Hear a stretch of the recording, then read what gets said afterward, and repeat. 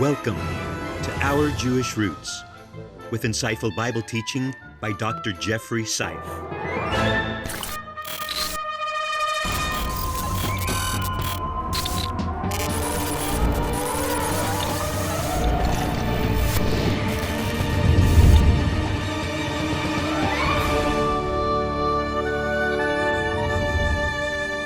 Thank you so much for joining us today. I'm David Hart. I'm Kirsten Hart. And I am Jeffrey Seif.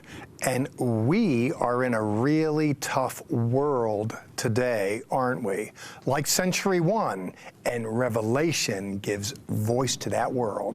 I think a lot of ups and downs in this series, yes? Yes, the book of Revelation is a roller coaster. It seems like it's going more down than up, but it ends good. And it's interesting because right now we're in a topsy-turvy time in our whole world. We've walked through a virus. Things are different. They look different, but they looked different back then for John too, didn't they? Yes, they did. And life can be very cloudy. And the question is, can rays of hope shine through? And I think this author is speaking to them about that. And we want to talk to you about that as well. Right now, let's go to Dr. Seif's introduction on Revelation.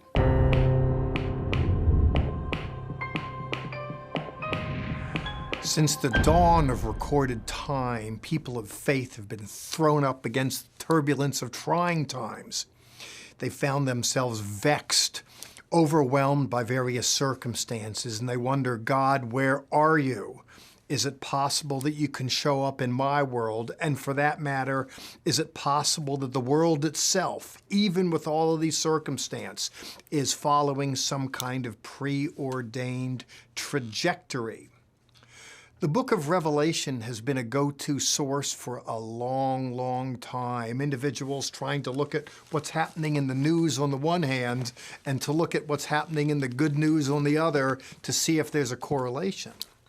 Well, here we want to peek behind the veil and look at the visions noted in the apocalypse.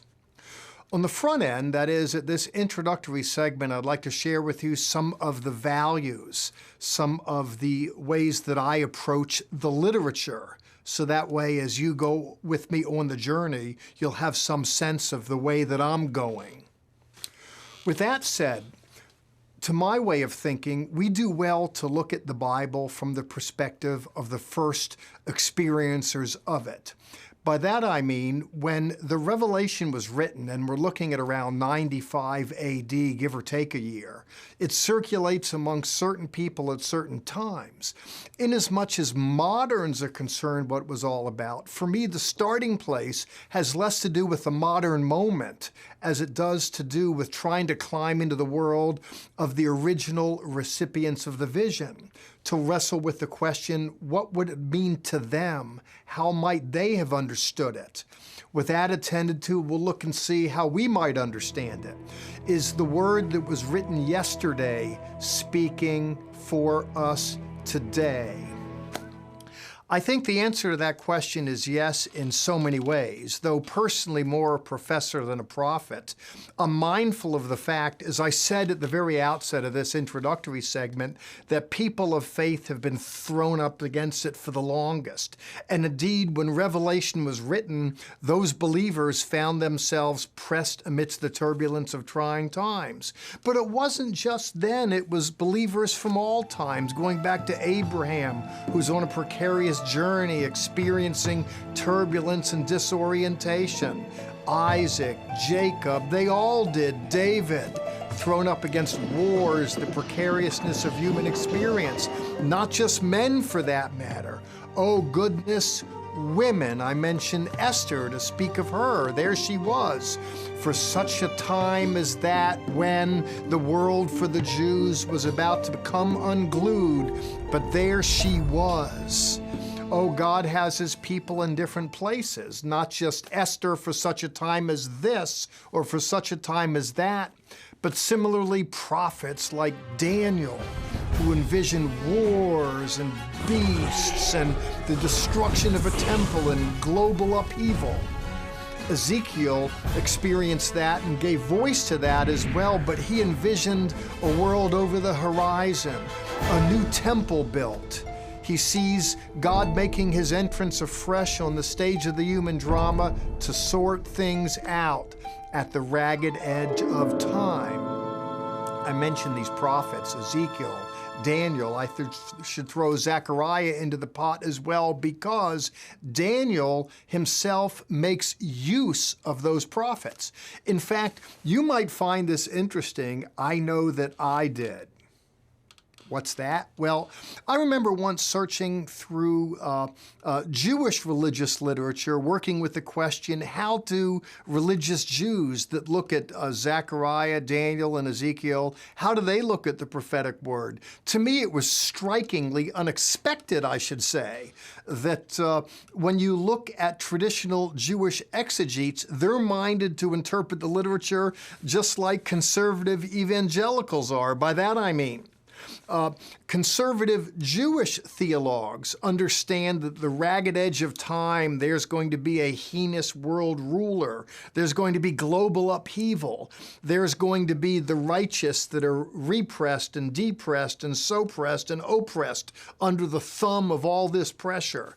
And when it looks just like it's about to come unglued, then finally the Messiah comes and makes his entrance onto the stage of the human drama. It's glorious. It's fascinating, by the way.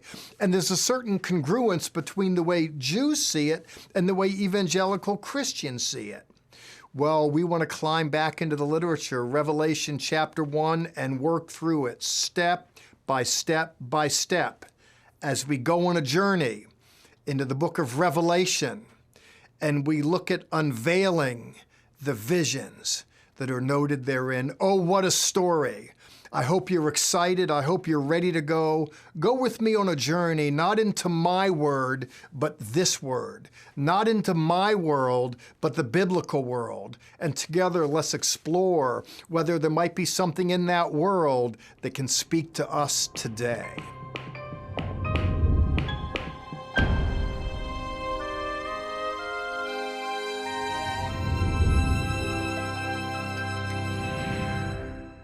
I want to begin this segment by asking you to grab a hold of your Bible.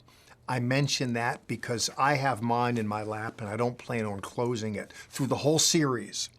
What I'm interested in is walking through the literature, making observations, making interpretations, and then applications, but I want you to have the book in hand. It's a pet peeve of mine as a professor. A lot of times in church, people talk about the Bible, but they don't have it open. But I really am interested in taking my lead from the literature. In the Revelation, called Revelations by many with an S at the end, Apocalypsis, it's Revelation. But there, to be sure, are a number of revelations therein. We'll get to those fantastic visions in reasonably short order. But here the literature starts in verse 1, the revelation of Yeshua the Messiah, the revealing. And he speaks here to his servants about things that are going to take place. So he's giving a vision of a moment and of things to come according to the literature. You'll see, and there's a standard introduction here, grace to you in verse 4, and shalom, the Hebrew word for peace, from him who is and who was and who is to come. He just transcends and traverses time. And that's good to know, by the way, because he's the same yesterday, today, and forever. He'll be noted in the literature as the Alpha and the Omega. That sense of omnipresence through the passage of time, I think, can give us a kind of strength as we make our journey through time. Here, this is from, in verse 5, Messiah Yeshua, referenced here as a faithful witness and the firstborn of the dead. Jesus was crucified and he rose again, noted in the literature here and elsewhere as the firstborn, which implies as a secondborn, a thirdborn, a 10th born, a millionth born. He's the first of many. And by the way, followers of him are included in that list, come hell or high water. He's noted here as faithful witness, not just witness. And by the way, interestingly, the word that's employed for witness in the Revelation, the Greek word, is where you get the word martyr. Interestingly, they give it up to the point of putting their own person in the equation, to the point of death if needed. He's the firstborn and the ruler of kings of the earth. I think there's something prophetic there. That is to say, there will come a point in time when he will rule over. He's the King of Kings and Lord of Lords, to be sure, and that's noted subsequently in the literature. But evil reigns at the moment because he stays his hand. He has his purposes. And as Revelation unfolds, we'll be seeing how the Prince of Darkness raises his hoary head and is finally eventually displaced, and a new kingdom comes. And this king, who is being revealed here incrementally, emerges in the passage of time. To him, we're told, who loves us and has freed us from our sins by his blood. I think that's very important, by the way, for all times, not just end times. That is to say, we all experience the stain of sins in response to our own foibles and our own base nature. Isn't it great to know that we've been set free from the penalty? We're told here in the literature in verse 7, look, he is coming with the clouds. Every eye will see him, even those who pierced him. And here we're harking back to a text in Zechariah, where the author, the prophet, it gives voice to the fact that there'll come a point in time when people will turn to him whom they have pierced and mourn. It says as much in the literature. John in verse 9 is represented as a fellow partaker in the tribulation and kingdom and patient endurance that is part and parcel to walking with the Lord. The word tribulation is a fascinating word from the Latin tribulum. It's the pitchfork that was used by ancient agrarians, by farmers. They would put the fork in the hay and throw it up in the air, and the wind would separate the wheat from the chaff. The understanding is that tribulation has that effect of sifting and purifying and making ready for the final product. This author, who is a partaker in tribulation of Yeshua, we're told in verse 10, was in the Spirit on the day of the Lord. And he says in verse 12, he sees golden candelabra, menorahs. It's interesting, at 95 AD, when the book was written, the temple had long since been destroyed. And in the temple, there were a variety of menorot, of candelabras. But here, even though there is no temple, there is a spiritual, a heavenly temple, and the Lord is there, and he represents himself amidst those light fixtures like the Son of Man. This harks to a figure in Daniel. Oh goodness, he harks back to this imagery, a very fascinating story here of appearing with bright eyes and hair and beard, etc. Very interesting, very apocalyptic. And we have here, as we get out of this chapter, we have in verse 17, again reminding, I am the first and the last, the one who lives. I was dead, but look, I'm alive forevermore, and I hold the keys of death and Sheol. There, amidst the turbulence of trying times, and at the time of the writing of the literature, the original hearers were pressed up against trials and tribulations and persecutions. But the Lord is there amidst it all. Fascinating he is, colorful, present, available, the first and the last, holding the keys to the future for them and for us.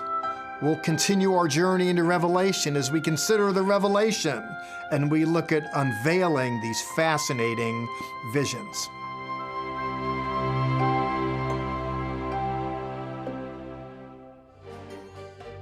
Our resource this week, the series Kings and Kingdoms. These 8 programs examine the rulers of ancient Israel and Judah, because within their stories we find lessons of godly leadership and principles we can observe today, even in our political leaders. Get this series for yourself or to share with friends by contacting us and asking for the DVD series, Kings and Kingdoms. If you only watch us on television, you are missing additional content available only on our social media sites, Facebook, YouTube, and Twitter. You can always visit our website, which is home base for all of our ministry activities and information. There you can sign up for our free monthly newsletter, watch the TV program, or visit the online store. You can sign up for a tour of Israel and Petra, or a cruise to Greece and Ephesus. Please contact us for more information.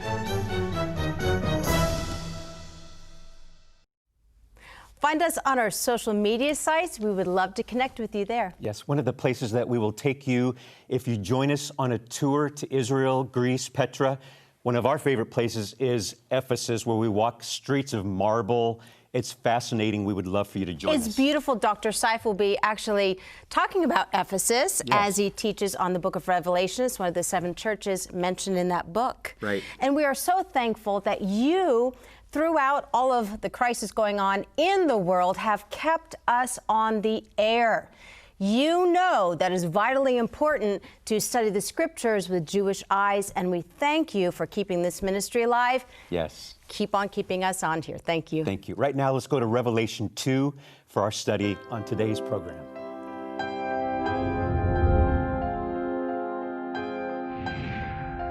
For a book that starts off noting it being the revelation of Jesus, I'm surprised by how few speaking parts Jesus actually gets.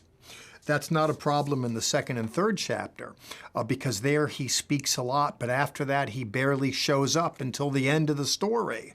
And there it is. At the end, he shows, and this book tells the story of his revealing through time and circumstance. There will seem a point in time when hope has gone away, but the biblical testimony gives voice to the fact that he's still present. Well, we start off in the 2nd and 3rd chapter with a lot of speaking parts, him speaking through messengers or an angel. It's the same word in Hebrew and Greek. We're told in verse 1 of chapter 2, the angel of Messiah's community, that is to the church in Ephesus, he writes, and then he has a word to them to not forget their first love. That can happen through time and circumstance. He says in verses 1 through 3 they're doing well, save the fact in verse 4 they've gotten a little bit too casual. He says, you've forsaken your first love, and he beckons them, remember then from where you have fallen. Oh, goodness, it can happen. People forget the initial enthusiasms, whether it's on our walk with the Lord or whether our walk with our spouses. Best we be diligent to cultivate that. And you have him saying as much in the 2nd chapter, verses 1 through 7. In verse 8, there's a message to another church, in this case, Smyrna. He says, I know your tribulation and your poverty. Interestingly, to walk with the Lord, it's not always, a cruise ship experience where everything's brought to you as much as you can eat, just have a blast. Sometimes it's a battle cruiser. Things don't seem to be going that well. We take shots, and it's not always easy, but he's there with us. And he gives voice to the fact here, there's some that claim to be Jewish and are not. I would imagine they're claiming to be authentic believers. There are individuals who are disingenuous among us. And the disappointment associated with that can be striking. If you've ever been in webs of relationships and someone's turned out to not be what they presented themselves to be, that can be really troubling. And it is here. People claiming to walk with the Lord, but they're not with him at all. In verse 10, he tells them to be faithful unto death. And he says, I will give you the crown of life. Again, here individuals are beckoned to carry on, to tarry on, difficulties notwithstanding. The Lord encourages the next church, Pergamos. And by the way, I have some maps behind me. When we look at these various churches, these congregations, we're here at the western edge of what would be Turkey today. People always ask the question, how does this relate to me today here in America or wherever we are? It's worth noting that the story takes place in the ancient world, in the Mediterranean world. And I have these maps behind me. Ephesus was a major city in that world. You've sent me there, viewers. We filmed there on a number of occasions. A fascinating world city in its day, one of the most significant ones in the Roman world. But there are outlier cities as well, fascinating in their own right, and congregations were established there. Here in Pergamos, not far off, he says in verse 13 that they're doing okay, they're holding firm, but there's some problems. They hold to the teaching of Balaam. And here we're looking at a story in Numbers, Balaam and Balak, if you can recall the story. And there's a story here of a prophet who suggested, who told a king, Balak, he said, listen, I cannot get God to turn away from these people, but I can get these people to turn away from God. And you know how you can get men to turn away from God? Women. And lo and behold, they were beckoned through sexual immorality. It's noted explicitly. It's one of the more famous tools in the devil's toolbox to dislodge people from faith and virtue. Moving on in verse 18, there's another message to the Messiah's community in Thyatira. Thus says the Son of God. It's an interesting term that's used, Jesus, Yeshua being the Son of God. He says that you tolerate the woman Jezebel. We're speaking figuratively here, and it presupposes some understanding of the Older Testament. You might recall Jezebel is bad to the bone. Bad girls of the Bible. She's one of the worst kitties in the litter. She married a rather sheepish, docile, acquiescing king. And she was just out of control. We're told here that those that mess with her and with all that, with sexual immorality, will be thrown into a sickbed. And those who commit adultery in great tribulation. Well, sexual impropriety, those who get engaged in it, it does have a deleterious effect on them, to be sure. We're told here, as we read on in verse 23, that everyone will be given according to their works. What are we looking at here in the literature? Now, there's aspects of Revelation that are hard to understand. This isn't one of them. If you look at the red letter edition of the Newer Testament, where Yeshua's letters are in red, he gets a lot of speaking parts here at the beginning of Revelation, not so much in things to come. In the 3rd chapter, we'll be hearing from him directly, but then we hear from other ways as we make our way through the literature. But here, very explicit, very direct, not hard to understand. Believers are beckoned to be faithful. When things get bad, people get discouraged, they want to drink, they want something to take their mind off their mind. Here, believers are beckoned, be faithful to the Lord, even amidst the difficulties, even amidst trying times. Walk with Him. This is one of the key messages in the Revelation. And we'll be looking more at the messages therein as we look at Revelation, looking at unveiling the visions.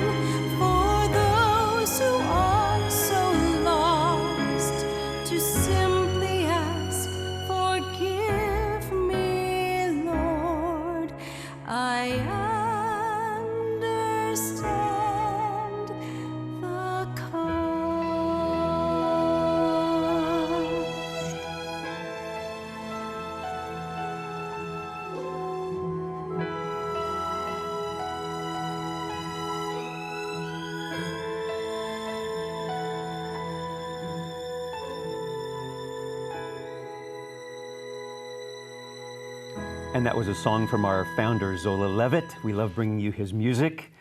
Really, there's a theme to this whole series, and I think a lot of people need to hear about it, to not give up in the good times and the bad times. There's a prize at the end of our life, right? There is. I like to refer to the triumph of God in human history.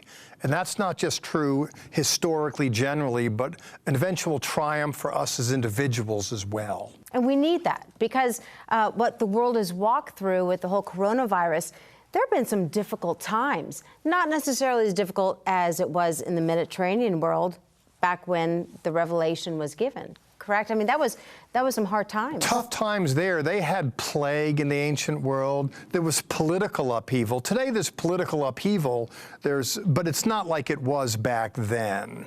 You know, it was a changing world back then, and it's a changing world today. I think a lot of takeaway for us to study this series. What happened back then, a lot of things happen today. Yeah, I mean, it's just good to get into the book, to the Bible, and to just ask the Lord, how might this apply? You know, I and we serve as tour guides, in effect. And, you know, you take people to Israel, you take people to the sites, you talk about it, but they derive their inspiration from the site more so than your explanation. Similarly, if people just go to the literature itself and ask the Lord, they might be helped along by people that have some flashlights to shine on it, but at the end of the day, it's going to the literature to get the help and the hope. Well, that's what you do so well, and that's what has been characteristic of this program from the beginnings of time, is to look to the Bible and look through the Bible with Jewish eyes. And I don't think we'll understand the book of Revelation and everything that you've taught if we don't look through the eyes of the Jewish world in the first century. Well, flattery will get you everywhere. Let's renew that contract. It's true that we want to look at the literature the way the first recipients did, and that's what's been lost through time and circumstance. That it's important to understand the first interpretation of a text belongs to the original readers. We want to climb into their world, and it necessitates climbing into a Jewish world. And it wasn't all good news. It was kind of a roller coaster ride, I think, throughout Revelation. Yes, to the point made earlier, what makes the good news so good is the bad news is so bad. There can be trying times, but God's got it all. Right, and the writer was very specific to some of the first churches you mentioned today about here's your message, here's your message. Does that relate at all to our modern world, or was that specific to that time period? Well, there's different approaches to the literature itself. I think that it relates to all people in all times, and you can look at what he says to those congregations, those communities of faith, those Jewish believers, and derive applications, certainly because it talks about the temptations, immorality, disengagement, losing the first love, things that are a problem in modernity, much as in antiquity. Well, we're excited for the whole series. Yeah. It really is like a free college course for all of us. You're going to love this series. Oh, you're kind. I can't believe we're out of time already. Lots more to come on Revelation. There's more to come. We're just starting. It's a great book. A tough book, but a great book. But time to go now. As you go, Shalom, Shalom, Yerushalayim. Pray for the peace of Jerusalem. Join us right now for additional content that is only available on our social media sites, Facebook, YouTube, and Twitter. Visit our website, levitt.com, for the current and past programs, the television schedule, tour information, and our free monthly newsletter, which is full of insightful articles and news commentary. View it online, or we can ship it directly to your mailbox every month. Also on our website is the online store. There, you can order this week's resource, or you can always give us a call at 1-800-WONDERS. Your donations to Our Jewish Roots help us to support these organizations as they bless Israel. Please remember we depend on tax-deductible donations from viewers like you.